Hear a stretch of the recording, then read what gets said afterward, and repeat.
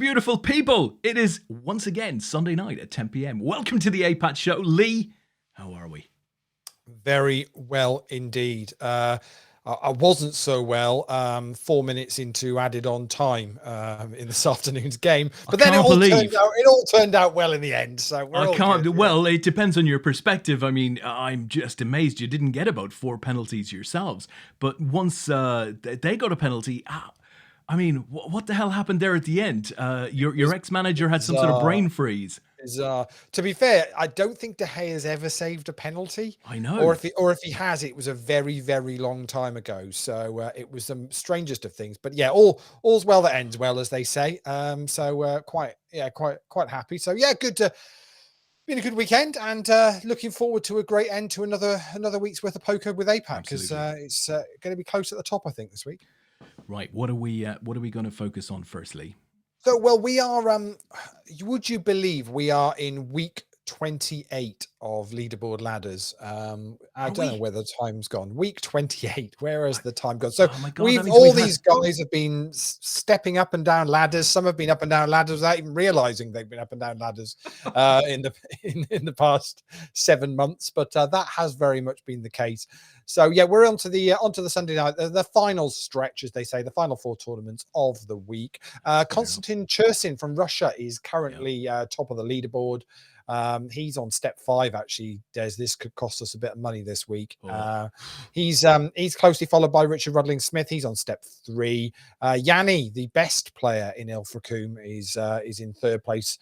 Benny Martinsen from Denmark in 4th, and Martin Strand from the Czech Republic in 5th at the moment. But obviously, we know it can all change on a Sunday night.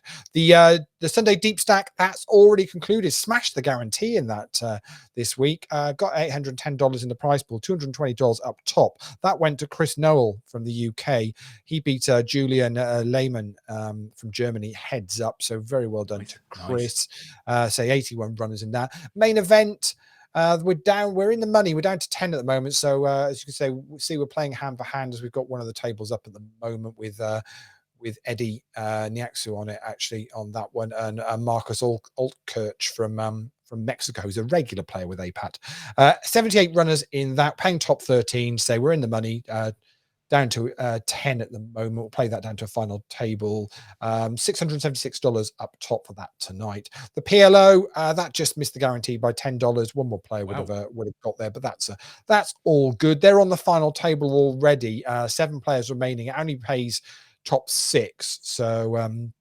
So they're on the money bubble effectively. Matty Ogilvie is in that final 7, as is Richard Rudling Smith, who we mentioned on the leaderboard fame earlier on. And then we conclude the night, started at 9 o'clock. The Sunday Turbo knockout, $500 is the guarantee. It got $770. 77 runners in total, 33 remaining. We are paying top 13, and it'll probably pay out about $150, I reckon, for first place in that one. So at the moment we are hand for hand at the moment. Let me show you the 2 tables that we've got, because there's a well-known APAT name on the other table. Naz Naz. Haven't seen Naz in a little while.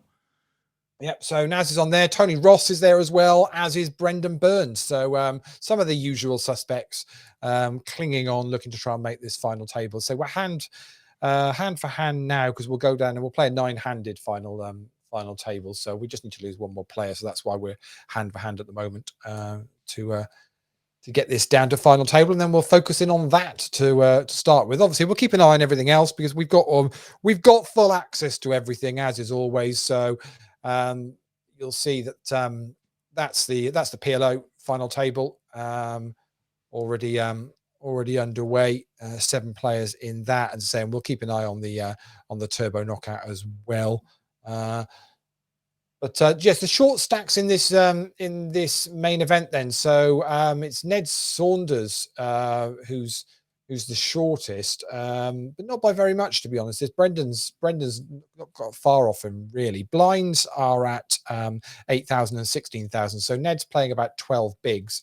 Brendan's got sort of nearer that 17 or 18. So Yeah, I don't think there's going to be any rush here, Des. To be honest, we'll keep an eye on things as we have got action on this table with a raise from Marcus to 33,600, and Manuel's gone all in. Decision back round for Marcus. It's going to be for about 2/3 of his stack if he decides to make the call, and of course, that's on the assumption that Dominic Ginders from Austria gets out the way in the big blind. Dominic final this last week as well, didn't he? Yes, yeah. He's had a good run with APAT, and Manuel gets that one through. So adds to his stack. Manuel Wonnischimmel, I'm going to say Womnischel from Austria. So I'm probably absolutely destroying that. We do that, but I think it's hardly surprising. And to be fair, it's in really small font on my screen because since we've switched to me managing the screen, so there's the all in of the call. Needs to avoid the spade and does, and it's a double up for Marcus. That's the APAT back in top order.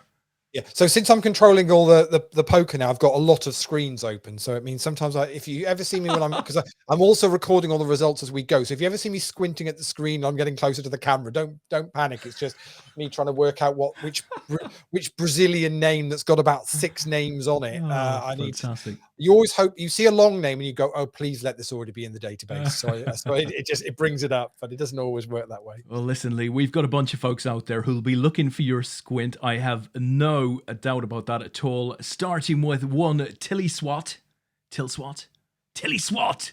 hello to you, Tilly Swat. No idea, Lee. I have no idea who Tilly Swat is. So if you swap the first T with the S. Silly twat, yeah, okay. Yeah. Oh well, that could be. Hey, that narrows it down a bit, doesn't it? That could be anyone, couldn't it? Yeah. To be fair, yeah. If we don't recognise you, because obviously we're using usernames now on Twitch, do give us a shout and let us know who it is we're talking to. We will try and remember for weeks going forward. We're getting better at it, but otherwise we'll just be calling you Tilly for the rest of the night. We'll call you Tilly. So, Tilly's a nice name. Tilly works. Yeah, that's fine. It was a poker player who was a master of bluffs. Of course, one Ms. Jennifer Tilly. Yes. Well, I say a master of bluffs. She wasn't really a master of bluffs. She heaved quite a lot, I think, under the stress of an IV stare at one point. I think it was got quite a few hits on the old YouTube. That did. You don't get that kind of stuff anymore, do you? It doesn't really happen. Unless there's a 100. And there's all in the call. Brendan's all in with Queen 6, and Tony's made the call with Ace 10. Brendan's going to need to hit, and he doesn't. And that is going to be our final table on the way very, very shortly. Unlucky, Brendan. So unlucky to Brendan there. As soon as it comes up, I will get that final table up for us. There we go. Excellent. So we are there. So this is our final table for tonight. And a couple of, 3 players, I would say, Marcus, Eddie, and Dominic, all in the 500, over 500,000 mark there. And so's Kim Callow as well. So, there's normally we get someone who's a chip leader, but really I'd say there isn't anyone here. It's quite flat. Even the short stack Manuel with 247,000 is only kind of half the stack of the chip leaders. So this could be an interesting final table. I think it's set up beautifully. Lee, what is our prize pool? What are the top 3 playing for? So it's $676 up top, $436 for second, and pretty much $300 on the bang on for third place. So a really sweet little prize to go for there. I think this should be plenty competitive. Yeah, I would suggest so. Kim showing kings there. Do we know Kim? No, UK player. Don't know, so can't even say necessarily whether it's male or female.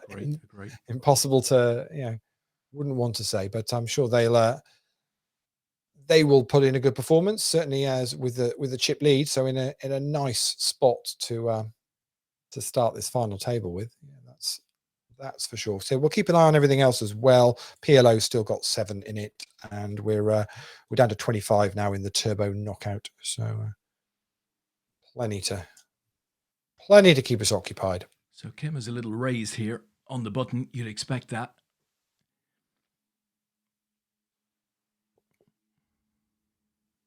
I mean, neither Naz or Daniela are short as such, but an all in here would give Kim quite the decision. Yeah, I don't see either of them over committing here. It doesn't make a huge amount of sense because you're still in a situation where what we 9 players, so min cash now is $85. So yeah, yeah, I think, you know, looking at some of the stacks here, no one's going to want to rush too much. It's Holdy. Holder Oh, folds, Michelle. There you go. Great to have you on, Tilly Swat. Tilly Swat. Yeah, it all makes sense now. Hope Mum is okay. Michelle, hope you're well too. There's Tony is there as well. Evening to you, Tony. I do need some recommendations for the best takeout establishments in Ilfracombe. If anybody wants to offer any recommendations for me, that'd be good. You're doing a stag weekend, something like that, Lee? Is that right? Well, I wouldn't say stag weekend because it's a far more civilized get together than anything like that. We're posh people from the south. We're popping to Ilfracombe for a couple of nights in a few weeks' time, and you can't get a table at a restaurant for love nor money. It's all the good ones. Are there restaurants there? They do have restaurants, yeah. So the decision has been made that we're going to do. I think we're doing takeout one night, and I think someone's going to cook in the place we've got booked up.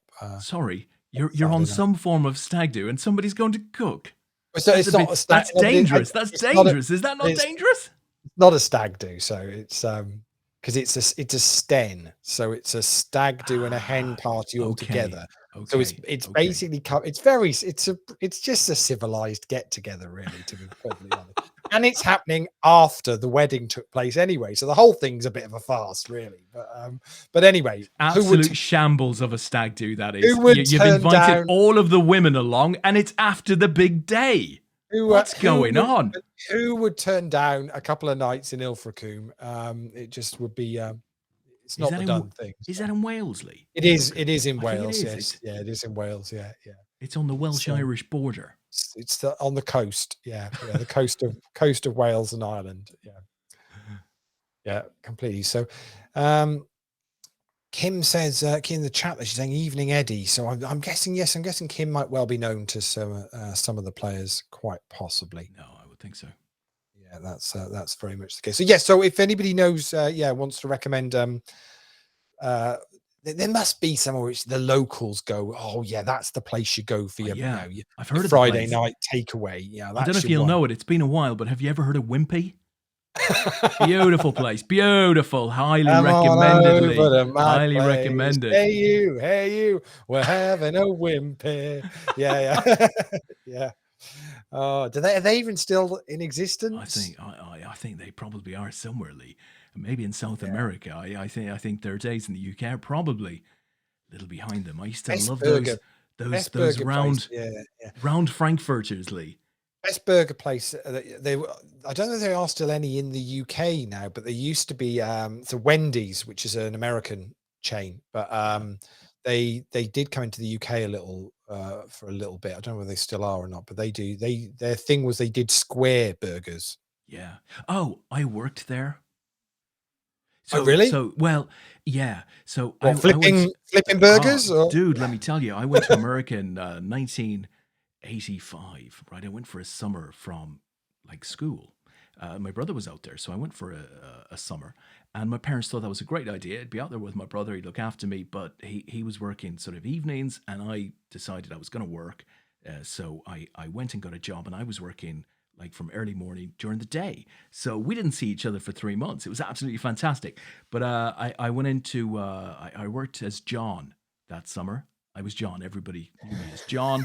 I was John O'Sullivan or something like that. I can't really remember now. But I walked into this place and I filled out an application form. I was about to fill one out, and I said to the person, I said, "Do you have a biro?"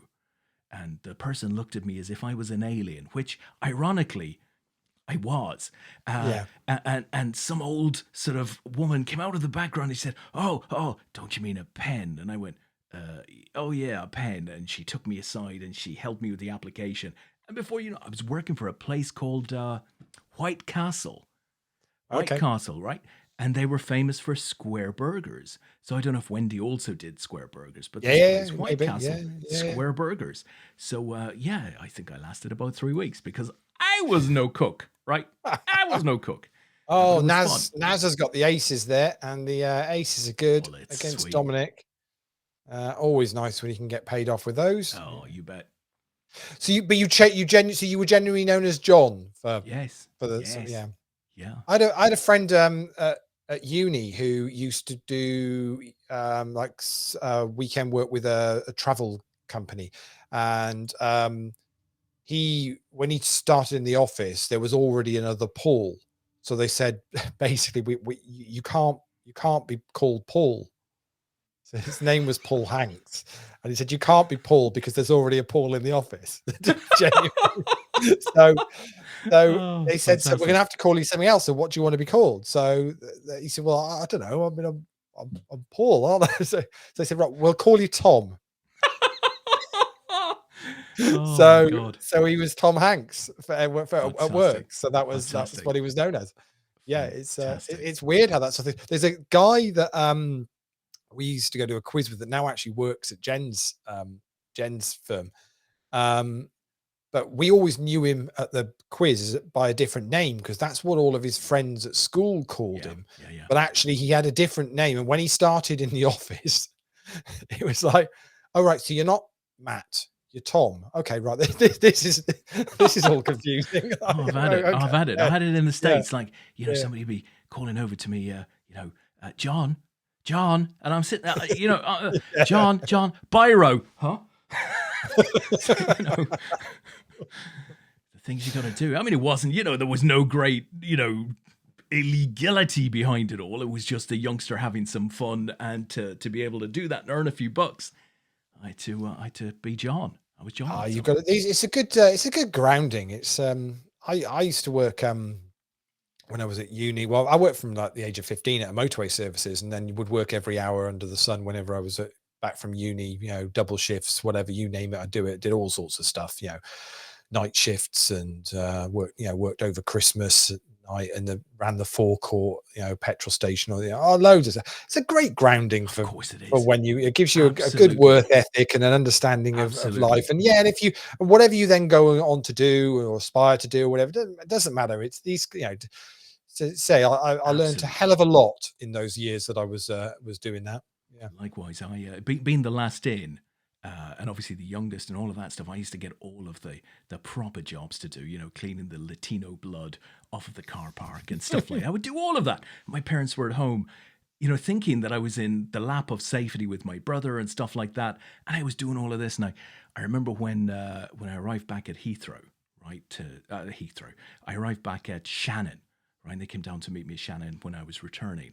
And, my poor mother nearly lost her life because my brother and I bought my dad a big set of binoculars.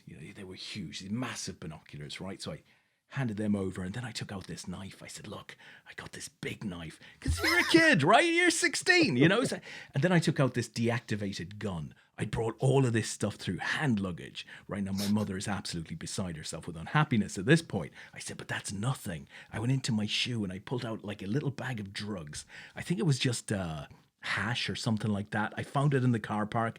Never had any interest in drugs, but I pulled it out, and I said, I wanted to bring this back to show the lads some of the stuff that's going on, right? My mother never let me out of her sight again for about 15 years. It was awful. Those were the days. Hey, airports. Yeah, well, you could get away with anything. Those were the days. Listen, Tilly has told us that Nelly is grand. So it's great that Nelly is grand. Excellent. Good news. That's always good to know. And one Mr. Tony has said, we have a Michelin star restaurant here and the best seafood restaurant in the Southwest, but it's going to be shut for the season come October. Well, it doesn't matter. You can't find any space up there. Oh, you can't get. They're not there. Yeah, you can't. Just can't get in. There must be a good. There must be a local. There you go. There you go. There's a Wimpy in Barnstaple. There we go. We're game on. We're game on. Well, if Lee isn't going, I'm game. There must be. The thing is, right, Des, I know how these seaside places work, right? Because they're all about their fish and chips and that kind of thing. Yes. But obviously, you've got your tourist fish and chip destinations, but then you very well know there'll be a local one, right? Yeah. That's where all the locals go to. That's proper good. Yeah. And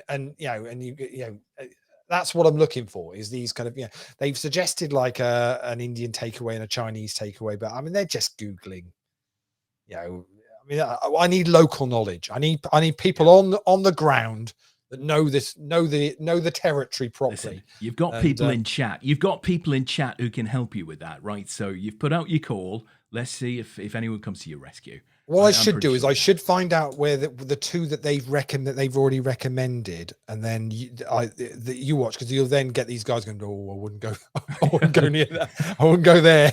Oh no. TripAdvisor. Go to TripAdvisor. Just hopefully you won't have any frustrated people. You can fix TripAdvisor, can't you? Can you fix it for APAT? Yeah, I can't see it being a problem. Let me try and find where they're recommended. Hang on, let's find it now. It's always going to be good when it's called. It's all going off here, Lee. Oh, blimey. Kings versus Ace Queen. Mr. Ginders. And Dominic's going to scoop the lot there, and we're going to lose Manuel in 9th place, and lucky to him. But on we'll go. Yeah, so the Chinese they've recommended is the Emperor's Court. Sounds nice. Yeah, you don't often get an emperor. And then the Indian takeaway is called the Spice Lounge. So if you've got any local knowledge or thoughts on either of those, then I will pass it on. There's nothing to do in Ilfracombe, by the way. Checked it out. It's not a lot on. They've got a mini golf, but it's a tarmac course, Des. Now I don't know I don't know whether you're a mini golf connoisseur, but a tarmac course, it's a bit of a level playing field for the it's got a character of its own, a tarmac. Yeah, course, right? Of course it has. So there's no, we're not talking any felt or anything. We're talking, pretty much you might just well be playing golf in the road. That's a situation. And you'll pay for the privilege of doing it as well. But we'll have to see. So I'll pack my clubs and we'll give it a go. So it'd be rude not to, as it's literally 2 minutes away from where we're staying. So you reckon you'll have fair use for a 3-iron on a tarmac? I reckon so. Yeah, course in a car park. Yeah, I reckon off the windmill. Yeah. I think you could quite possibly take the UFO and we'll be fine. Yeah, you could quite possibly take the ticket booth out with one of those. Yeah, I reckon so. Yeah, I don't. Again, but Tony might say, "Oh, that all closes down. There's nothing open." They do a mean hot dog. We are going, like, it is the first weekend in October, so it could be that genuinely Ilfracombe is shut. That's it. The summer's over. They've gone into their own lockdown. That could be what happens. Yeah. They've taken all of the tourist money. Now it's time to count it and divide it equally amongst the people. Yes, that could well be the case. We will find out. That's sure. I'm aiming to be back by the Sunday night for the show, so it shouldn't be a problem. And hopefully I'll have stories to tell. That's the plan. To be honest, if you can bring back stories and pictures. Particularly pictures. Yeah. Worst case, I could do it live from Ilfracombe. We could do the show. Let's do that. I'd be tempted to do a Saturday night live from Ilfracombe. That could be fun. Yeah. So we will see how that plans out anyway. So here we are in Barnstaple at Wimpy. Is Barnstaple close? I didn't even know Barnstaple was close to Ilfracombe. No, not really. Don't know. I'm not really giving this whole thing much thought, to be perfectly honest. I just said yes, I'd go, as it was my brother. So, but not really thought about it much. But. Oh well, listen, Michelle's come back with a very sensible suggestion. Go onto the local Facebook page, of course. Get some recommendations there. The key point of difference here, Michelle, is Lee is in fact a man, and men do not do that. We operate in a completely different way. Facebook recommendations. No. Tony's all in. He's running to the kings of Ned, and I think unless there was a 10 on the river there, it was going to be a double up for Ned. So Tony doubles up Ned. Yeah, we'll obviously, it's a crazy suggestion to go in and seek advice from a proper, sensible place. That would be, I mean, I wouldn't want to do that. I mean, worst cases, I'll just go there and follow my nose to, to get my bearings, and it'll all be good in the world. It'll be fine. And what type of food takes your fancy, Lee? Oh, it's just we're saying because we're just doing takeout on the Friday night. It will be something like a Chinese or a curry or something like that. I would imagine. As there's about 10 of us, I think, in total. Oh, and Tony's all in, and now he's running to the ace kick of Kim, but he's hit a 9. Needs to avoid a king, and he does. And as Tony giveth with one hand, he taketh with another, and he's back up to where he started from, pretty much. Well, Tony, as he was, courting with danger there, he put his recommendation in for the Spice Lounge. Did he? Okay, he certainly did. Okay, right. Well, we might well go with that then. I think so. I mean, myself, when I dine, at the top table with Sean, I tend to like something like this. I don't get out.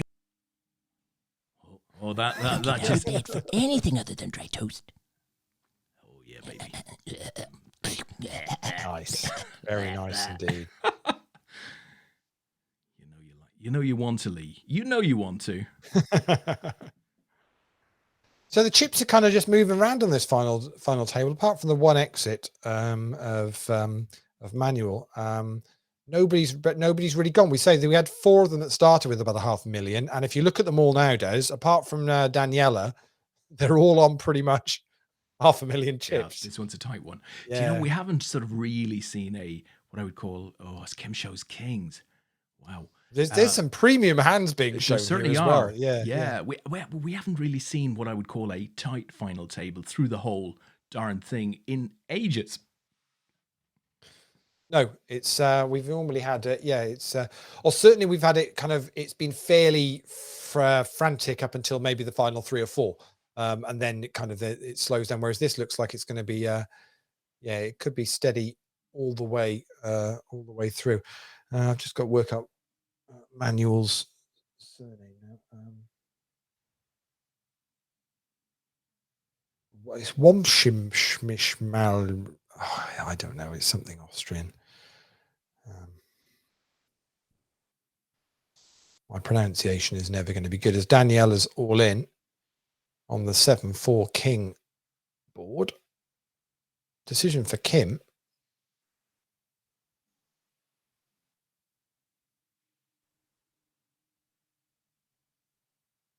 It's a third of their stack, so it's not an easy one to. Let's it go. And then, so Daniela, who was the shorter player with sort of 200 odd thousand, is now up to 400,000 as well. And so we have got 8 players here, pretty much even, with blinds currently at 15,000 and 30,000. So Kim raises it up again. Yeah, fairly active here. Yeah. Yeah, very much so. As is contemplating on his button.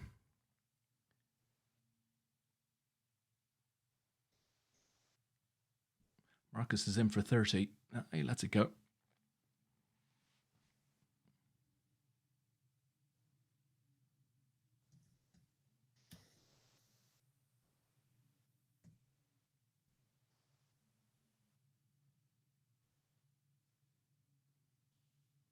So I've got a lot let down all weekend with sports bets. Man City disappointed. I'm sure they disappointed. They didn't disappoint me. I'm sure they disappointed a lot of people yesterday, though.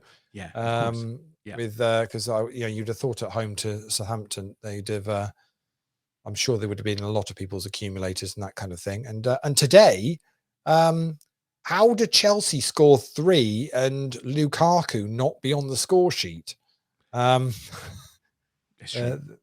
boosted treble today was Vardy, Ronaldo, and Lukaku at 14-1 from you got from 2 10 to 1. First 2 came in, and you thought well, this is nailed Yeah. on now, Yeah, surely. yeah. And then Chelsea win 3-0 and Lukaku doesn't get a sniff. I don't think he even had a shot on target for the whole game. Well, I didn't see the game, so I can't talk other than I heard the Oh, first half Tony's was, run into Jacks this time. he's Needs got an 2 ace or overs. a queen, and it's not going to happen. He's going to double up Oof. Eddie, and he's very much leaving himself on fumes. He's going to leave himself with pretty much 2 bigs now. That was close. It's unfortunate. Crikey, I mean, it's been a proper roller coaster for Tony this final table. Doubling players up, then doubling up himself, then doubling another player up. Let's see whether he can make this back with 2 bigs. He's going to be in the big blind hand after this, so I would guess it's going to be going in at that point. Pretty much going to be impossible to fold then, but you could get away with a fold under the gun here, I guess, if it's worth hanging on. Raise from Daniela. And with Eddie now on 888,000, we've finally got a bit of a chip leader. So, TV, Lee, you gave me 2 recommendations last week. I've had a little look at both of them. Yeah. Vigil, really like that, right? Good. Really like that. Yeah. Now, got towards episodes 3 and 4, and it went a little bit strange in little places, but actually a really good story. So I think I'm up to still don't quite know where it's going to go. It's very difficult. Well, it's a proper who done it or who is it. We're assuming it's a who is it, but we don't know. Yeah. It really enjoyable. I mean, I love British drama. There's such good British drama out there. And the other one, of course, was the Premier League story, Fever Pitch. And I've watched the first 2 of those. Thoroughly enjoyed them. So really, it's a proper reminiscing, isn't it, down memory lane kind of thing with it. And unfortunately, we're going to lose Tony there. The ace 4 of Dominic is good enough, so Tony will depart in 8th place.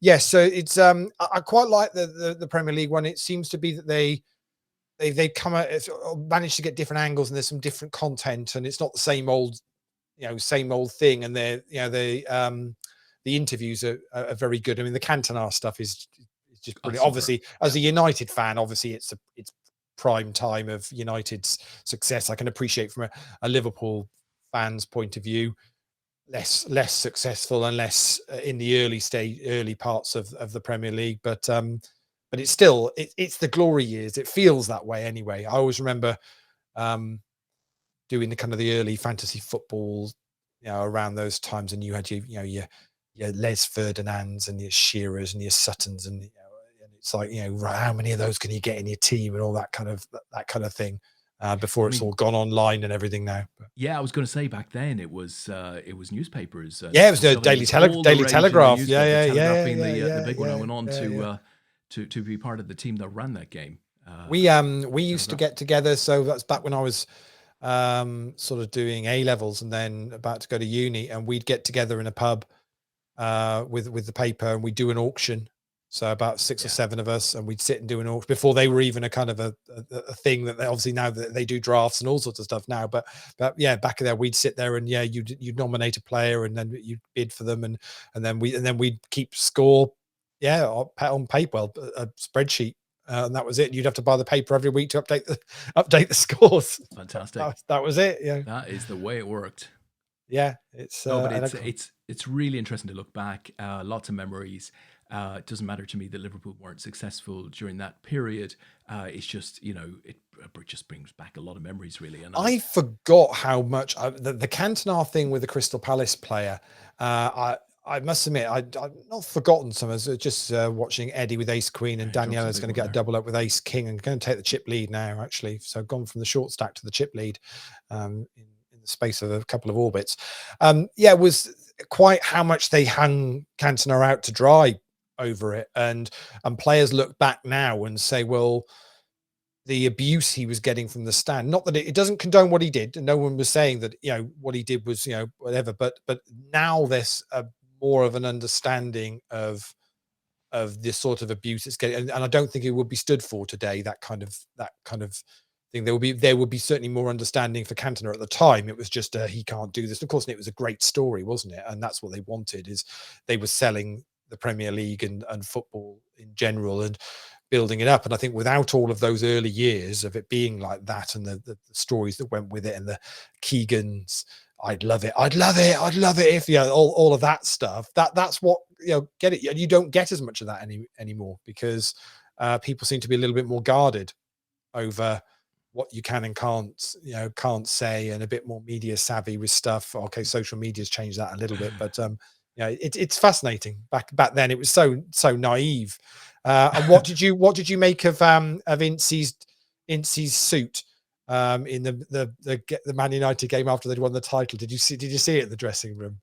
I can't recall. I mentioned it last week. You have to go back and check it out. Was this the first one? Was this in episode 1? It was in episode 1. Oh, yeah. No, I missed that. I missed that. No, I love go back. It's just stunning. Absolutely stunning. Listen, I don't know when it came out, but Mark Klassenberg put a book out. And oh, yes. Yeah. So I've heard a couple of stories this week regarding to referees. Klassenberg told the story of Mourinho coming into his little room after a game and sort of starting to give him shit, and apparently Clattenburg lost his head with him, took off his boot and threw it at him. He hit the wall. He hit the wall. Mourinho looks at him and walks back out again. Fantastic.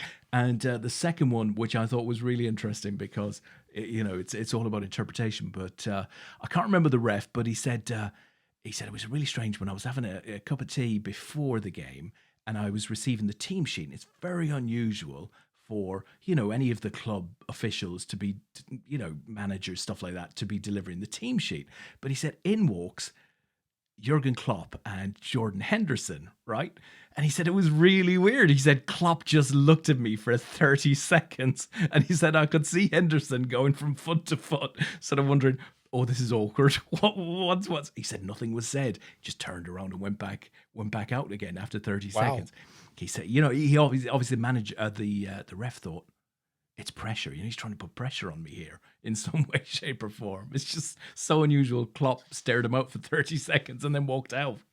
Very Bizarre. strange. Very strange. Oh, it was interesting. Obviously, very sad news today with the passing of Jimmy Greaves. Yes, legend. And they had is it Martin Chivers? I want to say on before the game today, and he was telling some stories of back in the day of the training and how what they'd get up to, and with the older players, and the young players would be doing a run back from wherever to go. I think Graham Souness must have been playing for. Would he been playing for Tottenham around that time? Who? Graham Souness. I'm not. Well, Graham sure. Souness was talking about he was to Liverpool. He was at Liverpool for the longest time. He was talking about he was there as a youngster when Chivers and Jimmy Greaves were playing. Yeah, so I think he might have been there as a very youngster, and he was so they were all running back from the train, and he arranged a lorry to give the elder players a lift back because they didn't want to do the run and that kind of all that kind of stuff. Hilarious. The stuff that they could get away with that you can't do anymore. But yeah, very very sad. So I know he's struggled with illness for a little while. And, well, I was a weekly viewer, as lots of people were, of course, the Saint and Greavesy. And, kind of grew up with that. Yeah, absolutely fantastic. Yeah, a couple of sad bits of news today. The other one, don't know whether you saw this other one was John Chalice. Yeah, Boise passed away. It was very very fortunate. Just before lockdown, we did a quiz for him. So he was doing a tour. Yeah, you said that. That's right. So he was doing a tour, an evening with Boise, kind of an after dinner thing. So you could, you booked up a meal and they were doing some quizzes. And so they were doing one down in Portsmouth, and they contacted us and said, would we put together an Only Fools and Horses quiz for those that were attending? And so, we said, we'd love to do that for them. So we did that, and got to sit at the table with him and his wife for the evening, and we did the quiz, and they were very, said that best ever Only Fools and Horses quiz they've ever seen and done, lovely. And really nice guy. Do you know what? He was first in the room, he was last out. Nobody went without a photo or an autograph or whatever it is, and I'm guessing at that time he possibly was already battling with cancer. A couple of years back by the sounds of it, but we're still out there doing stuff and working, and his after dinner stuff that he did was hilarious. Just brilliant. It was great. So did he lean over at any point and say, Hello, Lee. Marlene. Marlene, yes. So so very sad. And I'm glad we got the chance to do that that evening. Say with them, be a part of that, and but yeah, one of those. Well, this is the nonsense thing about getting older, Lee, right? Because you just see people you know, whether it's from TV or friends or whatever, dying. It's like, I'm sure it isn't a new thing. I'm sure it happened like 20, 30 years ago as well. You just didn't know those people as well. Yeah, well, it's people that you've kind of grown up with that are now getting to that point, and that's it's just say it's one of those sad things. But so you can't. I was trying to work out because Ian St. John he's no longer with us, is he, or is he still? No. Gone. But a year ago. And of course, and you had because Football Focus around that time was Bob Arsenal. Bob Wilson, as well. Yeah. And so that was illness as well, wasn't it? It was, you see so many of the great old footballers suffering from dementia now and Alzheimer's and stuff like that, and it's killing them. And you're hearing more and more about it, which is good from an educational point of view. But it's sad. Terry McDermott of Liverpool, was an absolute huge player for Liverpool back in the late 70s and 80s. Announced that he was unwell. Oh really? Going back about 2 to 3 weeks ago. So I think the big C. It's just horrible to hear this stuff. Michelle is saying, "Stop at nothing." Lance Strong story. So there was a documentary. That's not. I don't know Lance Strong. That wouldn't be Lance Armstrong. Lance Strong. Do you know? No, it could be Lance Armstrong. Yeah, quite possibly. Yeah, that would make sense. Again, quite a story. Quite a story. Somewhat.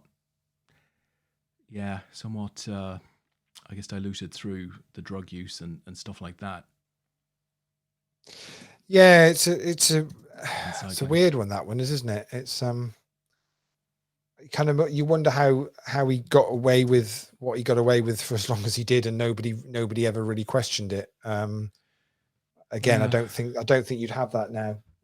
That doesn't seem. It seems to be that's not going to. Well, I say that, but then you take something that's just at the Olympics with the British relay team. Relay guys, yeah. And you always get the story of, oh well, it wasn't. Well, no, it was in something else, and I didn't know I was taking it. And you think, well, but there's only so many times that's that kind of not excuse, but that scenario can be the case where you kind of go, well, guys, come on, wake up. At some point, you must realize that I have to say, the whiter than white Sky cycling team and that whole fiasco over the doctor and the sort of bags of whatever it was he was ordering and where they went and who might have taken them or not. That thing, it shook me from a trust point of view in terms of modern cycling. I mean, there's no smoke without fire there, right? Somebody was taking that stuff. And that would have to be a very well-known British cyclist. And crikey, if those individuals are taking stuff, then who else is? Yeah, that's the problem with it, isn't it? It's and who it's not even so much who's taking it, Des. It's who knows about this. How many people are aware of it, and how many people are turning a blind eye to it, and or just going, well, it's not me, so I'm not going to get involved. It's not a great situation to be in, to say the least. Excellent. So you're now hooked on Vigil then. So yeah, I really like it. There's two or three more episodes to go. I can't think whether tonight is episode 4 or episode 5, but it's. I think it's a 6-parter. So I saw something all the way back in 1977. I don't know if you can even remember that year, and it struck a massive chord with me. And I've thought back to it many, many times since, and recently found that it was a series. It was an American series, freshly launched. I think it. Oh, hello, Queens Against Fours here. Yeah, Marcus and I all think in. we're going to lose Marcus. Yeah, we are, and that's a huge pot, 880,000 going Kim's way, which puts Kim's Kim in up good to shape now. 1.2 million, and we're down to 5. Yep. Yeah. So this thing, it just had a huge impact on me, and it's one of those things that you just remember. I remembered it many times over the years, and found that possibly Netflix, more likely Prime, uh, had reproduced the series, so a modern version of it. Okay. And I've got I've got a little clip from it, a little trailer from it. I'm going to play it when we reach the break. So what are we? Yeah, about 8 5 or so minutes. minutes away. Yeah, So yeah. we'll do that when we hit the break. So it feels like a pretty important series. Okay. So we're down to 4 in the Omaha. Matty Ogilvy is still going strong there. Down to 5 in this, and the let's have a look. The Turbo Knockout now is in the money, so we're down to 9, so that's nearly going to be on a final table as well. So, although it was looking steady, we're kind of where we normally are, which is this normally goes to about an 11:30 finish, doesn't it? Yeah. For these tournaments on a Sunday night these days. Loads going on in the poker world, though. Do check out the Party Poker lobby. You'll see. So we've the APAT tab has moved, and we're in with Party Poker Live, basically just to the fact that there's so much stuff coming up that there's only so many tabs they can have in the lobby along the top. So we said, well, we'll do the decent thing and step aside for a little while, because you've now got WPT and Grand Prix and Irish Poker Masters and Millions all going on. They've got a new thing in there as well, Des, called MTTs on Demand. Yes. Which is a new Yeah. thing which they've only just recently launched. I mean, basically they're like kind of multi-tabled sit and goes, which I guess is what absolutely, the likes of Stars and whatever have been running for a reasonable length of time. But yeah, they'll be interested to see whether they take off, because I think poker players quite like something that's ready to start and has got a kind of a finite finish time, sensible couple of hours, and is not just like a bit of cash or a sit and go. So it'd be interesting to see if they can actually get those running on a regular basis. I mean, things like the 180, the 45 and 180 runner tournaments that used to run on Stars back in the day absolutely love them. Absolutely, really, really popular. Fill up in minutes. Great tourneys. Yeah. So we'll see if they happen to be successful. And obviously, there's been some live poker kicking off. I've seen Rob Young's been posting about stuff happening, and it's interesting to see venues starting to open up. I don't know about you, Lee, but I am stoked for the World Series of Poker, and I have no real idea what it's going to be like from a numbers point of view, because there's still, a lot of concerns over red countries and travel and restrictions and all of that sort of stuff.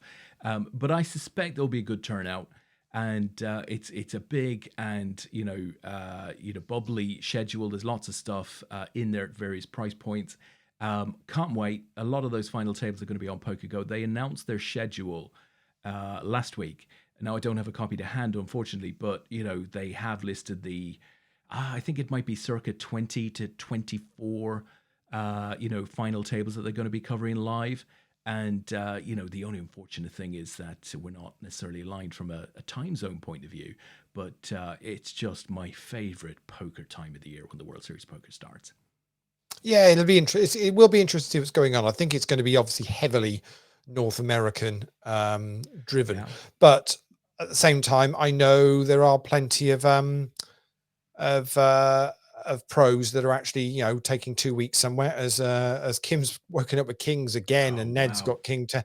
I mean, how many? Honestly, Kim has had so many premium hands on this final table now. Goes up to over 2 million. And we lose Ned Saunders in 5th place, picking up $160. Well, I have to say, Kim has had premium hands, but has also been involved and gotten involved, and now finds herself with a strong lead here, and the momentum to put that big stack to good use, I'd have thought. So Ned is from New Zealand. Wow, sweet. Did I tell you I rewatched Lord of the Rings, the first two? Yes, with the kids, two you said, Yeah. on the projector. And Yeah. yeah. Oh, it's absolutely superb. But just reminds you how good a series that was, because it's not an easy commitment to sit down and rewatch it. It's a long watch. But we've watched the first two, and we're just trying to schedule in the third. We haven't got to it yet, but we will do. Great story. Yeah, they're the sort of thing that if they're on the TV or whatever, it isn't easy. Just, you can even if you've not watched it from the start, you can just, you pick up wherever it is and just go, oh, I'll leave this on. I'll just leave this on. It's very easy watch. So we've got a final table in the Turbo PKO. Let's see who we've got on there. Matty Ogilvy's made that one as well. So Matty having a good night, and Mark Shepstone as well. Good. He's actually all in first hand and has been called by the chip leader. And he's got pocket sixes up against ace five. Needs to avoid a heart as well, and he does. So Mark will get a double up there. We'll jump across to those once this main event plays out, as we're down to 4 at the moment. Not a huge amount going on with that one. I'll just show you what we've got going on. Here's Matty. At the moment, Matty's on the final table of this PLO. 3 players left in that at the moment, involved in a hand there, and then over in the on the Turbo final table, and he's all in on that one as well. He's actually all in on both tables, actually. So can't be arsed anymore. I want to go home. It's done now. There's the PLO. So looks like he's Queens against Kings. He's there, and then he's all in with 9s against Ace Queen, and he wins that as well. So there you go. Wow. That's how to do it. That is how to do it. He's rolling with the punches. So that's going on the other 2 tournaments. But back to this now. 4-handed. Kim with the chip lead, but blinds are at 25,000 and 50,000. So even Dominic, who's the short stat there, has got 10 bigs at the moment. So obviously the blinds come around a little bit quicker when we're now 4-handed, but got a tiny bit of breathing space there to make some decisions. Not a shove, automatic shove yet, that's for sure. I wouldn't have thought. So we're only about a minute away from the break at 5 to the hour.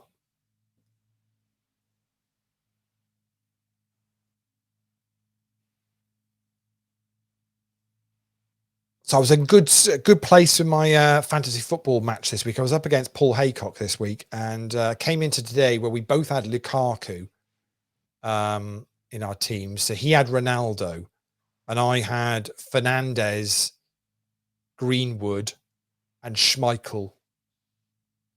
And somehow it went wrong for me.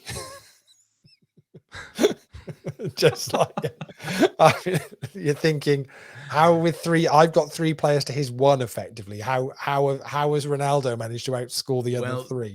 To be honest, it went wrong the minute you said he had Ronaldo, and then I had, it had already gone wrong at that point. Would you believe it got so bad that Fernandes, that made the cross for Ronaldo's goal, doesn't get the assist because the Ronaldo hits it off the goalie. Hits it off the keeper and back, and then puts it in. So basically, there is no assist for that goal. I mean, damn!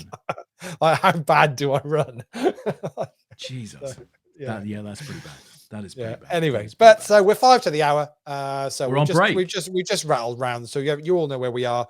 4-handed in the No Limit Hold'em main event, 3-handed in the PLO, and we're on the final table of the Turbo.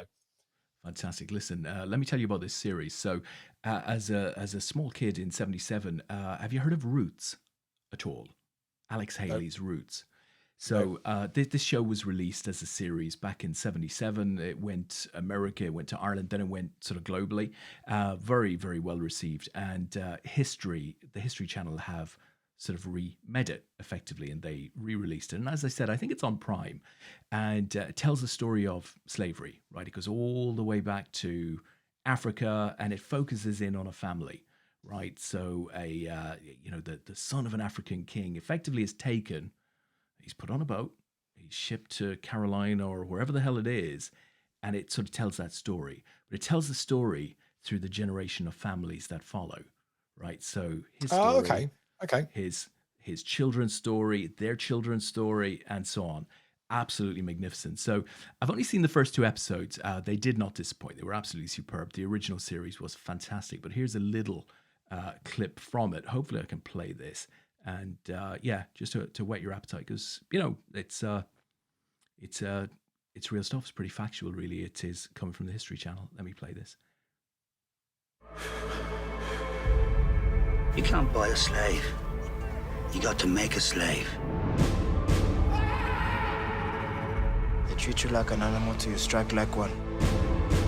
No matter what the master call you, you keep your true name inside.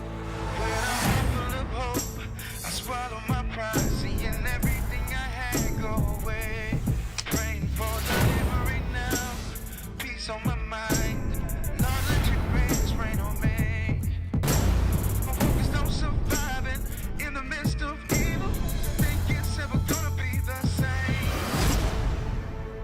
They can put the chains on your body. Never let them put the chains on your mind. You here to keep this family going, to survive. No, I wasn't born in pain. You ain't never seen a fighter like me before.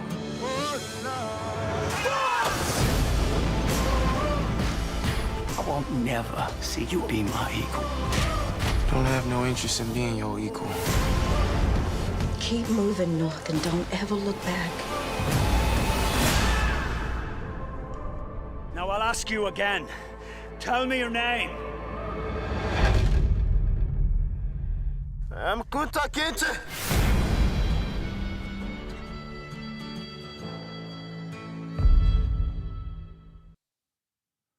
Oh, there you go. Wow. It's powerful stuff, I have to say. And it is eye-opening. It is topical, of course, but it is very eye-opening. So have they pretty much just taken what was done in 77 and just remade effectively? Yeah, so there was an author called Alex Haley, and he wrote a book. So that's what the original series was based on, and this is based on the book as well. I recognize sort of all of the same names. It's very much the same storyline, and it's a massively powerful story about, I guess, people who've lost their home and try to keep their identity under just savage conditions. It's really eye-opening stuff. It's educational, it really is. It really is. Wow. So that's Roots. I think it's on Prime. It's worth seeking out. It's highly produced, and as you can see, there's some big stars in it. Yeah, it's huge. Some huge names in that. It looks great. It's well acted. There's a great storyline, and it's unusual in that it does do this generational thing. So that in itself, I don't think I've seen anywhere else before. Excellent. Kunta Kinte. Yeah, that's the big name from back in the day. So there we go, guys. That is us. What have we got left, Lee? We've got, can't be long now. No, players are back. just We're back. Yeah, they literally. This is the first hand back. So blinds at 25,000 and 50,000 now. So 4 players remaining. Kim Callow is chip leader with 1.9 million. Naz has got 740,000 there on the button. Daniela with 686,000 and Dominic with 430,000.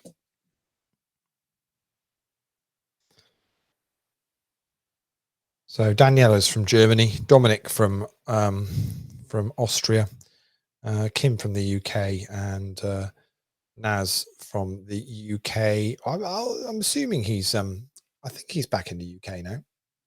I know he was based out in Germany for a little while.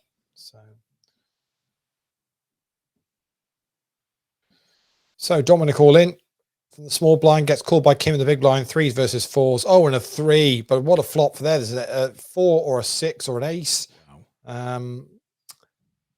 Not to be, and we're going to lose Dominic. As simple as that, with 3s versus 4s, blind on blind. That is very unlucky. That's pretty brutal. It really is. Another good run from Dominic, though. I'm trying to think. Let's go back and have a look and see. Tell you, we've got Michelle in the chat. She remembers Roots. Oh my God, Roots. That was an amazing series back then. Like you, Des, I've never forgotten it. Yeah, when you're a kid, that sort of stuff sticks in your mind. Yeah. So as you mentioned, yeah, Dominic Ginders finished second in this event last week. So follows it up with a 4th place finish tonight. So fairly consistent. Oh, definitely worth looking, checking out. So that's off. Is that just produced by the History Channel, but on something, but being streamed elsewhere, or is it only streamed on the History Channel? Not sure. No idea. No idea. We'll go and find it. It's one of these things that I just saw it and thought, oh God, I've got to watch that, because the first thing you want to do when you rewatch it is see whether in fact it was true to the original, whether in fact it's well produced or not, whether you could sit through it's a mini series, whether you could sit through it. And I think watched 2 back to back, thought to myself, right, I'm definitely invested in this. I'm going to go back and watch all of this, but channels, I couldn't tell you. Yeah. It's interesting when they go, I mean, you see it quite a lot, but they'll go back and remake stuff. Yeah. Remake stuff. I mean, what they've done with Westworld is just phenomenal. Absolutely phenomenal. As Daniela's got Ace Jack and so's Kim. Oh, look at those diamonds. It's not going to be not going to be enough diamonds to affect that, but so they'll split that up. Yeah, so it's going seeing stuff that with the old series and Kunta Kinte. I think you're absolutely right, Michelle. I think it is spelled like that. Very educational, very emotional. Yeah, it was that. Another one that I saw and I said to myself, I've got to watch that. During the Apple release last week, they did a little promo piece for Apple TV, and of course, C is coming back. Yes, yeah. I haven't watched the first. I haven't watched the first season. Yeah. So number 2, season 2 is coming back there, and the other series that I did watch was the morning show. I think. The morning show is brilliant. Really good. Yeah, really good. Quite, it's obviously it's quite. I guess it's in with what's going on at the moment, kind of the whole Me Too movement and that kind of thing, and I think they tell the story quite well. Daniela's got Ace 6, and it's Naz with Ace Jack, and that's going to be that, and it ends up actually rivering a flush. So we're going to lose Daniela, and we are heads up. Naz versus Kim. Good luck to you both.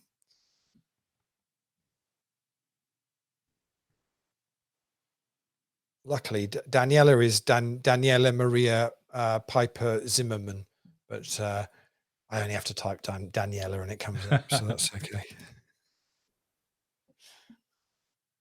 She's from Germany and regularly plays APAT events and regularly cashes because nice job. She's in the database, so that's all good.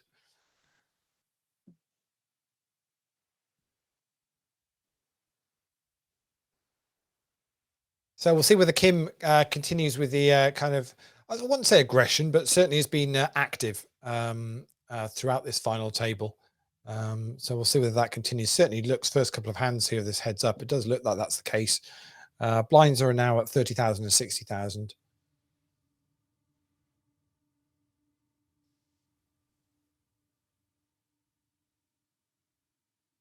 So I took my bomb in my car all the way up to Liverpool yesterday and went to see the game against Palace. It was lovely to be back. First one of the season. Where were you sat? I was in the main stand. Okay. So I was in the main stand upper. The first time I've been in the main stand upper. I mean, that is some stand. It is enormous.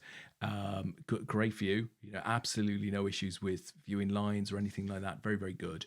But it's just not an empty seat anywhere. It's just absolutely. I went to Anfield once and sat at the back row of the Centenary stand. That would be the Kenny Dalglish stand. Now it's changed to that now, but so that was for I think Wales versus Italy. I think. And I thought that was quite far back and whatever for that, but I'm assuming the main stand now was absolutely swamps that. Yeah. I mean, I was sat very, very close to Chester. But still great sight lines, absolutely no queries there. You're very much part of it, and the sound is superb.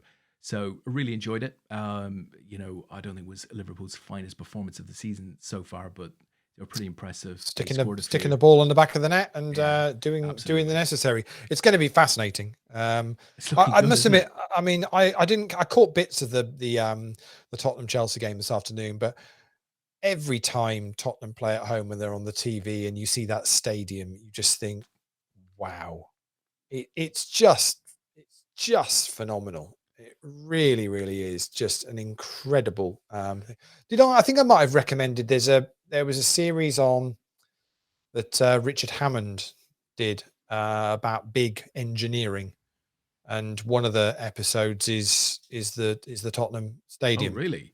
Ah, Yeah, yeah, well worth it. There's a number of them that he does. He does one of the dams.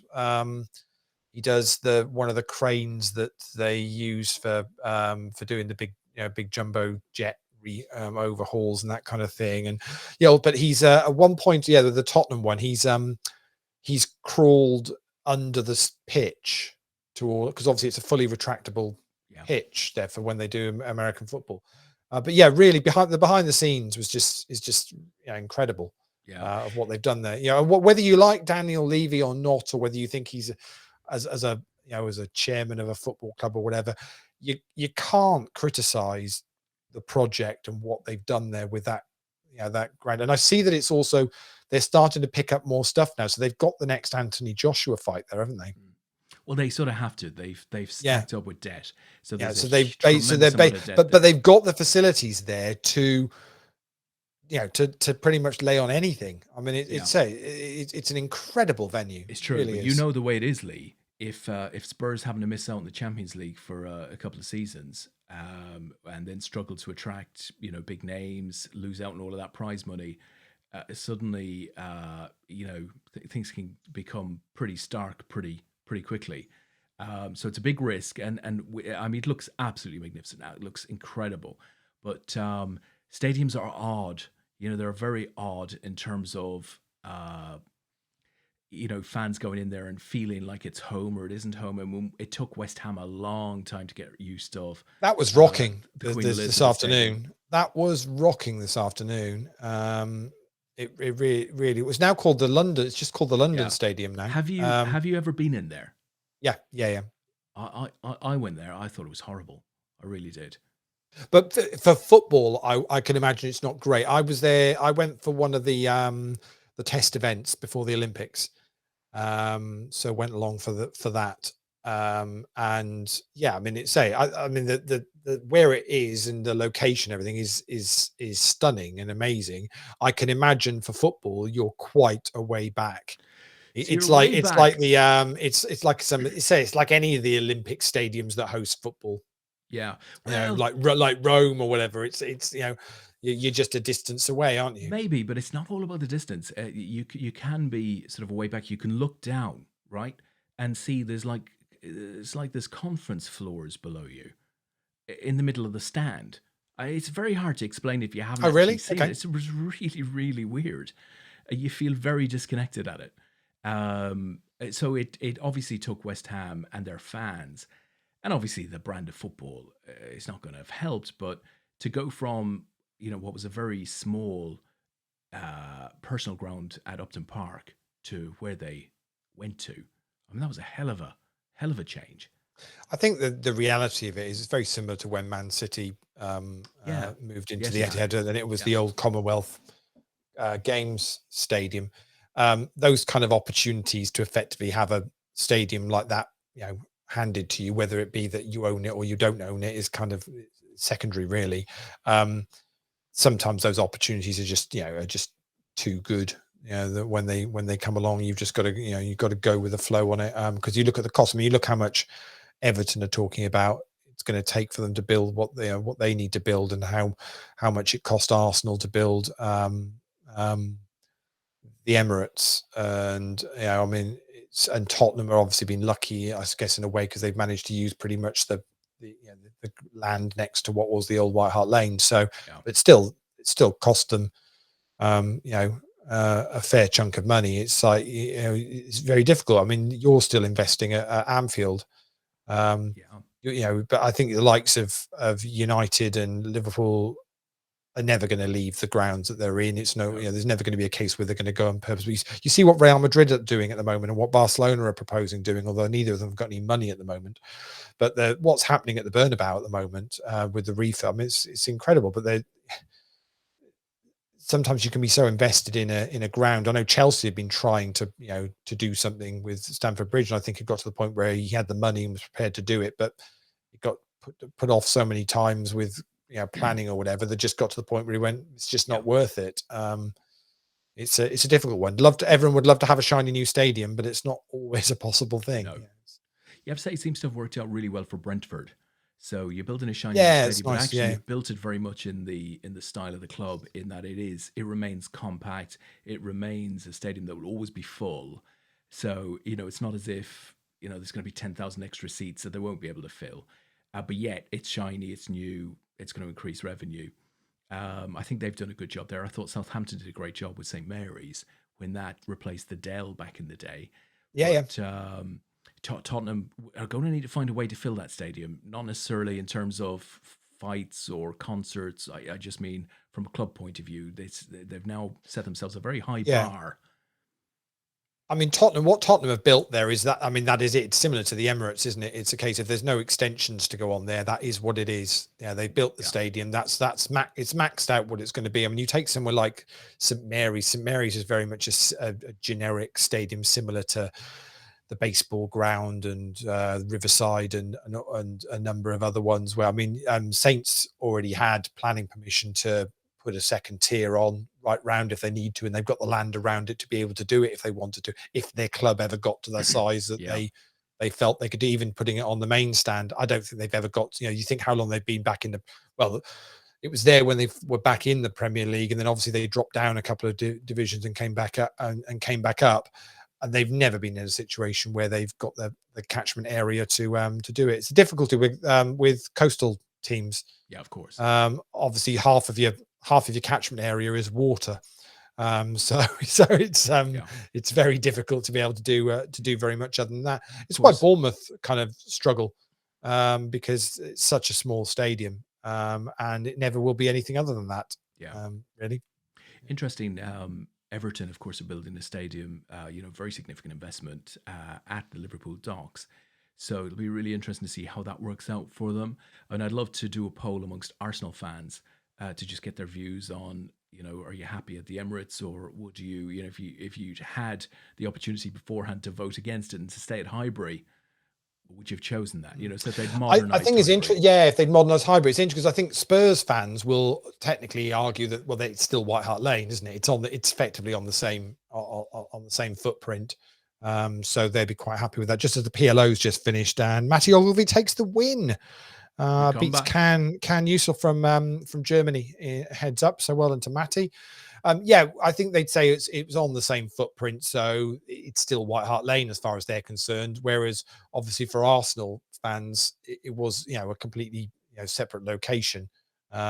Same for Saints fans to a certain extent. It was across the city. I mean, there was talk of it being out of the city when they were looking at doing St. Mary's originally, but they made the decision to keep it in the city centre. Whether that's a good or a bad thing, I'm not completely sure.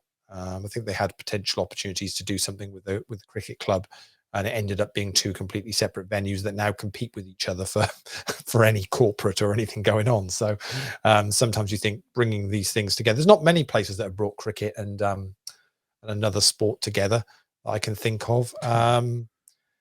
Headingley's about one of the few that I can think of, which has got is the rugby ground next door to the cricket ground, I think, and they share facilities, or they certainly used to. Whether that still is the case, I'm not sure, but it's you'd like to see more of that kind of thing, because it just seems a bit, it seems a bit strange, because as you say, you've got to use these venues, otherwise they just lose money for a lot of the time. Particularly, if as a team, I think when you create that sort of stadium, you create a ton of expectation, and you can't disappear as a team.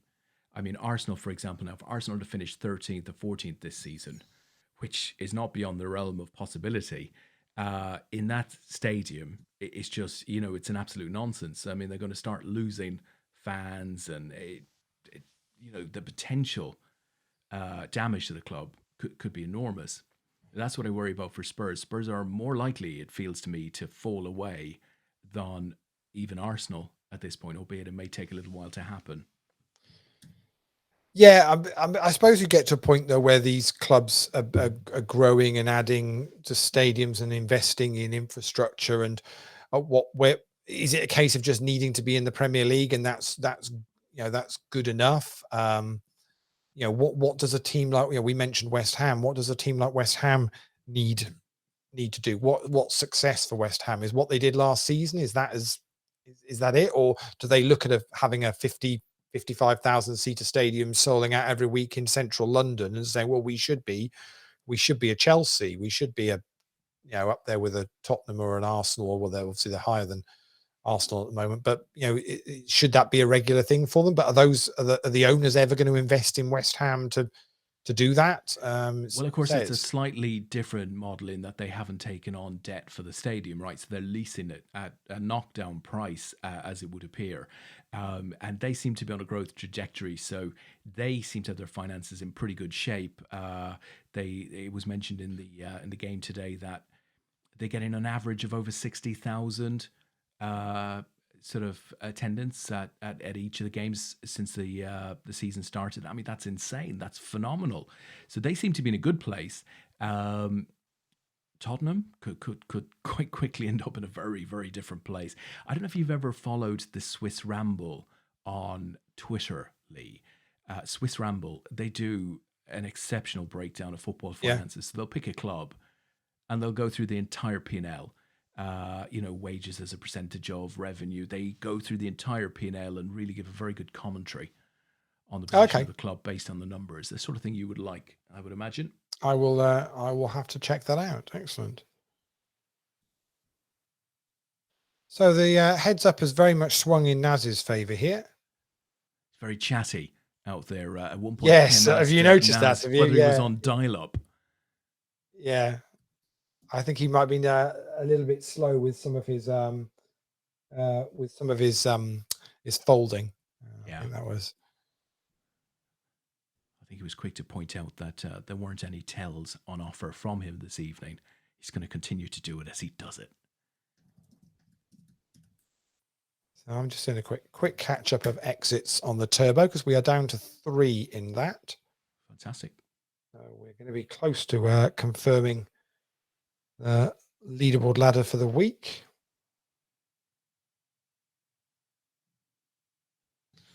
I think my eyesight is definitely getting worse.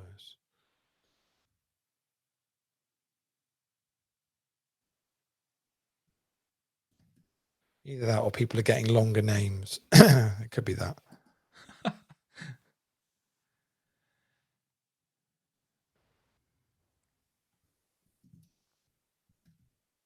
Attila Levente Laszlo. It's great. That sounds like a good Hungarian name. Yeah.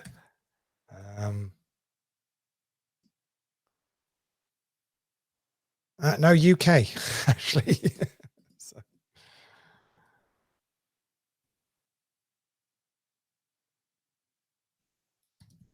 Yep, so that's down to 3 now as well. So we'll be, say, close to conclusion. So yeah, so we play West Ham again during the week in the in the Rumbelows Cup. So looking forward to that. Sorry, Rumbelows Cup. I don't know what's it. You work your way through them. Littlewoods, mate. Littlewoods, Rumbelows. The Milk Cup. Milk Cup. Carlsberg, Coca-Cola Cup, Carling Cup at one point, wasn't it? What else? And oddly enough, the Carabao Cup. Yeah, and it's been the Carabao for a little while, actually, isn't it? Yeah.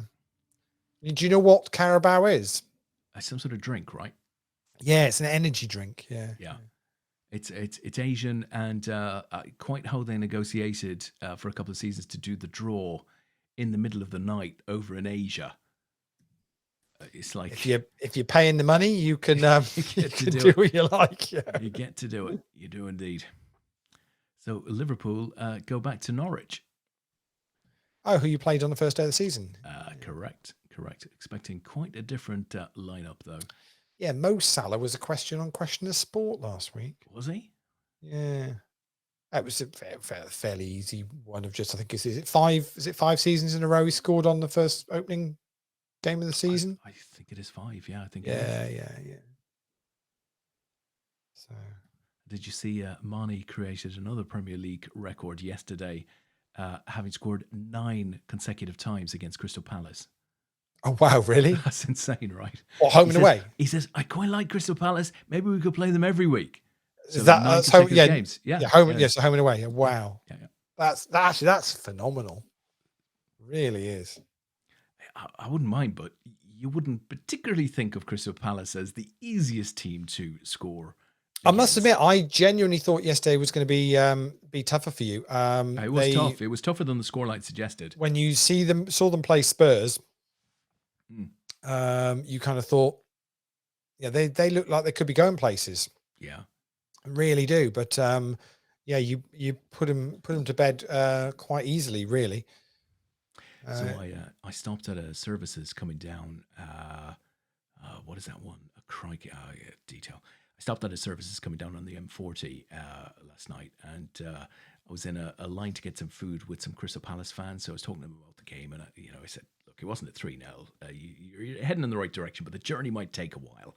So they were all in agreement with that. And I said, the irony here is that I live like about 5 miles south of Crystal Palace's ground, and here I am doing this journey. Oh, really? They said. Where do you live? So we shared sort of locations. We all live about a couple of miles apart from each other. They live in the same bloody little town. It's got the same town name as me.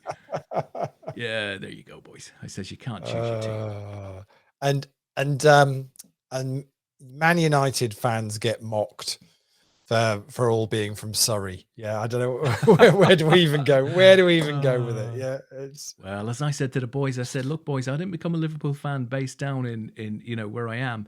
I said I was born in the west of Ireland. That's where I became a Liverpool fan. So you don't get to choose your team; it chooses you when you're a kid.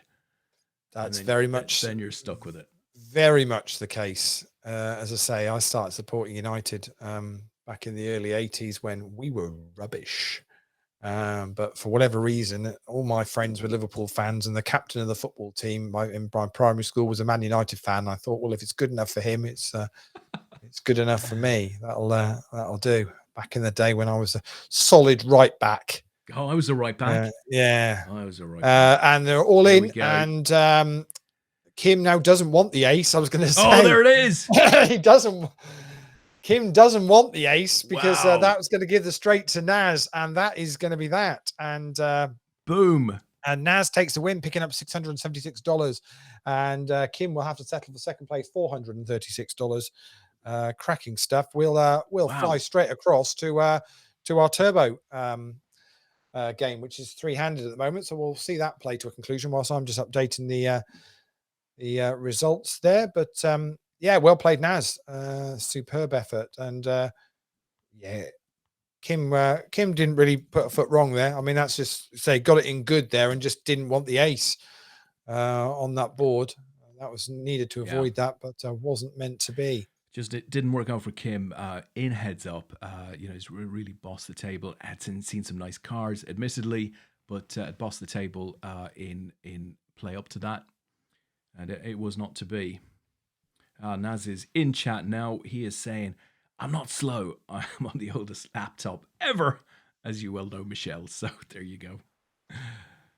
Unlucky Naz. Good win. Good win. Right, we'll take that lead. We'll take a win. Yeah, it's nice cash. I mean, Naz did be interested to know, did Naz satellite in, or did he just buy in for the 33? Be interested to know whether he satellite, obviously, because you can satellite into these two main events for $3.30. Let's see if he'll come back. But I think I saw Kim say that she sat it in. So excellent. Well, that's a cracking return then. Well. Yeah, that's a cracking return if you can. That's for sure. If you're able to do that, it's always the best way to do it. In for the min, out for the max. Let's see if you can do that. Naz's laptop is about to explode, but he's got, what did we say, Lee? Over $600? $676.67. Then obviously to we Curry's and get yourself an Acer or something. And obviously we obviously take the APAT Show tax off of that. So check for $200. Dez's Ferrari commission. But once that's come off, you'll have a whole $10.43 of your own to do with as you please. So yeah, very well done. Be able to buy a Casio watch with a calculator on. Yeah, with a swim depth of 50 meters. Yeah. Be fine. It's all about the depth. That's what matters. I watched the documentary on it, like some guy in France. Honestly, he seemed to know what he was talking about. So let's say you've got a Casio with a swim depth of 50 meters, right? And you drop it into the ocean and you think, shit, how will I know whether it's worthwhile going down after it or not? How will I know? Your biggest concern is not going to be that. It's going to be whether you've got enough fuel. That'll be more of an issue for you, to be honest, than worrying about it. Do you know they've been doing reruns of Matt's Business in the Sun documentary? Channel 4 have been getting value for money out of it. I always want to see it, and I don't think I've seen any replays. Have you not? I want to set the family down. I want to sit them down. I want to point Matt out and say, "Look, that's my good buddy, Matt," because it's genuinely brilliant. It's a brilliant week of and Matt doesn't. It's not in his style to, pretend or airs and graces, none of that stuff. He comes across as so genuine, and he is super genuine, warts and all. And it was highly entertaining. Loved him on it, and so glad that he's back there, making some money in what has been a very difficult last couple of years. But I absolutely loved it when he talked about his Casio and the sort of it's brilliant. Was it 200 meters? It was something ridiculous. So it was just the whole thing of just like, I'm over. Oh, are they all in? They are all in with 4 deuce against ace 5.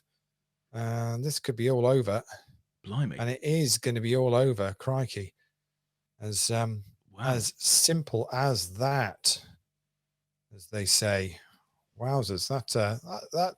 That didn't take too long, did it? Goodness me. It took Matt to end them. We just started talking about Matt. Everybody went, right, I'm not having any more of this. Just going home. Yeah, and that was that, which is pretty good going. But what I can do is hopefully look at the numbers. I can tell you, Naz actually paid in. He's on the phone to Michelle at the moment, so he can answer. It's like we've become a local communication center for Naz and Michelle and the wider group. Excellent. So so that's us done for another week. I think if you bring the table back up, Des. I can do that. There we go.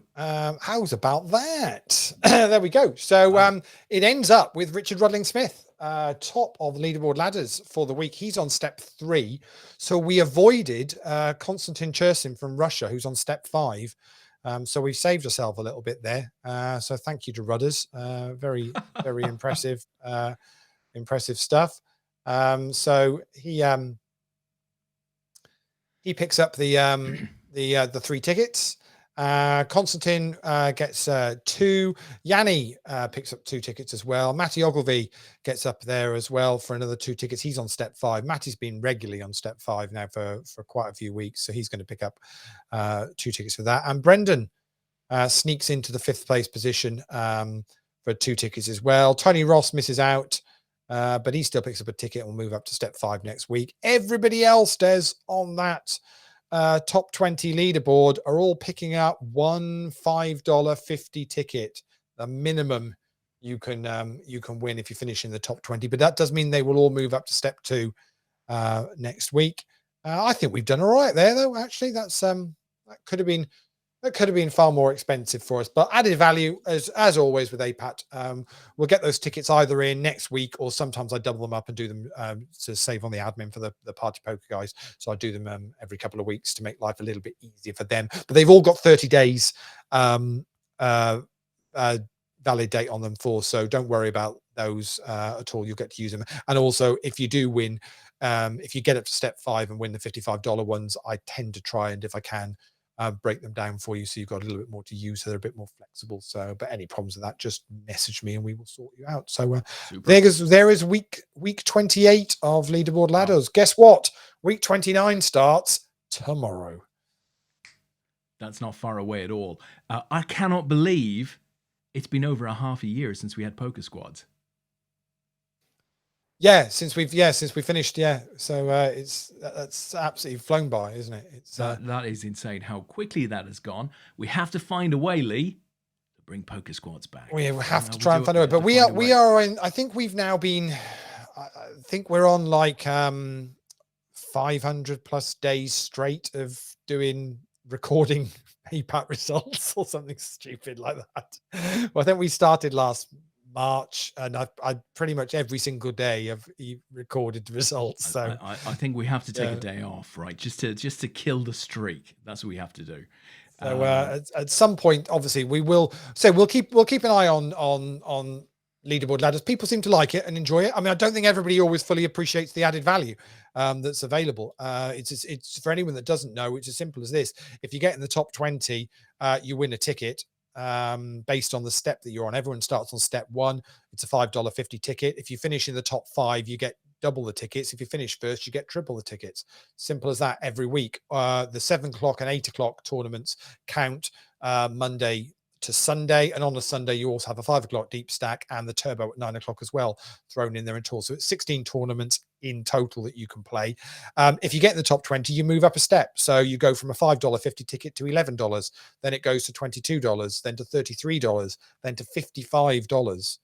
So the likes of Matty Ogilvy and Constantine there are at step 5 at the moment. Tony Ross is going to move up to step 5. Richard Rudling Smith and Brendan are going to move back up to step 4. So they're playing for next week. So Richard there at step 3, which is a $22 ticket. So he's won $66 worth of tickets this week. Added value. Simple as that in your account to use. If you don't make the top 20, you move down a step. That's all. Yeah. If you're already at step 1, you stay at step 1. Other than that, you'll just drop down a step. So we've had players that have worked all the way up to step 5, dropped off a couple of weeks, then gone back up to step 5, and then stopped off. So yeah, that's it. And you earn points if you cash. Simple as that. Absolutely. Get up there for 3 consecutive weeks in a row, and we will be demanding a urine test. Right? Yeah, pretty much. Yeah, which is fine. But Des looks after those, so that's all good. I do all of that stuff. The John Murray, right? The John Murray is in the chat box, Lee. I just want to mention that he's confirmed that Kim is in fact a he. Well, we weren't sure, so we were playing it pretty safe along the way. But thanks for that, John. Maybe whilst you mentioned John Murray, we should give another. I was going to mention him further. Go for it. You go for it. Yeah, go on. Because we're going to mention the same thing, but I was going to say maybe the John Murray might join us next week to talk about fantasy poker with the World Series of Poker. Exactly that. Yeah. Because obviously that'll be the last big opportunity for recruitment, getting a few people in, and we love this competition that John and Carl put on to really add a lot of engagement around the whole World Series of Poker thing. So you get your team together, you put it in, you put in a small entry fee, and you're then set for the next 2.5 months in terms of having a really great reason to follow the World Series of Poker. So John or Carl, if you're out there, we'd love to have one, either or both of you on next week, where we'll carve out a bit of time to talk about the competition that you guys have been putting on for a few years now. Very, very. So, I mean, we got to talk about poker next week. Oh no! I mean, if we get the boys on, we'll talk very little about poker. Yeah, exactly. Start to drill into. But if you want to check it out now, go on to the APAT Facebook group and scroll down don't have to scroll down too far, but a little bit there. You'll see a link to it all in the group there, and you can get involved and what you need to do. And it's basically a straight pick 10. So yeah, you can just say pick any 10 players to add. As I mentioned last week, I'll repeat it for anybody that wasn't here last week, just so you know. Des and myself, we're not playing a big schedule at the World Series this year, so just bear that in mind. Des said you're only playing the 10Ks, yeah? Only the 10K championship Only events. There's only about 7 or 8 of them. Yeah. So because he wants to just enjoy and have a break and whatever. So I will be basically firing as many bullets at the rebuys as I can. To be honest, I'm gonna I'll be in the queue behind Daniel Negreanu. Just basically just re-enter. So that's the plan. So we'll see what happens. Well, listen, if we do get the boys, one or other of the boys on next week, maybe they can give us some hot tips in terms of the data that they're beginning to see from teams being entered now, in terms of who is fancied. I want to know who the fancied British players are, because there's so many unknowns this year.